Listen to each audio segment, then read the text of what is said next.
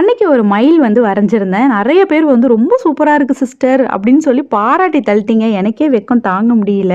ஏன் நம்ம வேற ஏதாவது ட்ரை பண்ணக்கூடாது அப்படின்னு சொல்லி எனக்கே தோண ஆரம்பிச்சுருச்சு. ஏன்னா என்னோட அப்பா வந்து ரொம்ப சூப்பரா டிராயிங் பண்ணுவாங்க. ஒரு பொருள் வந்து அதே பொருள் மாரி இருக்கும் கிட்டத்தட்ட அந்த மாரி வரைவாங்க. என் தம்பியும் அப்படிதான். சூப்பரா பண்ணுவாங்க. அப்ப நமக்குள்ளேயும் ஏதோ ஒண்ணு இருக்கணுமே, ஏன் இல்ல? நம்ம ஏன் ட்ரை பண்ணாம இருக்கோம்? அப்படின்னு சொல்லி தான் நான் இந்த மயில ட்ரை பண்ணேன். அதுக்கே நெறைய பாராட்டி தள்ளிட்டீங்க.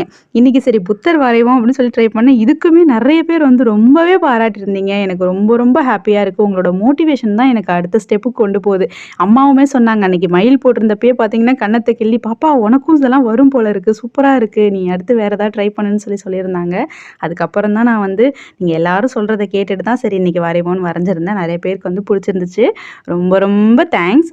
அதுக்கப்புறம் பார்த்தீங்கன்னா, இந்த விளாக் வந்து மொத நாள் நைட்டு வந்து எடுத்திருந்தது. நைட்டு வந்து டின்னருக்கு பார்த்தீங்கன்னா, முடக்கத்தான் தோசையும், தக்காளி சட்னியும் வந்து ரெடி பண்ணியிருந்தேன். அப்புறம் தம்பியும் நானும் சேர்ந்து ரொம்ப நேரம் வந்து அப்படியே பேசிக்கிட்டே ஜாலியா இருந்தோம்.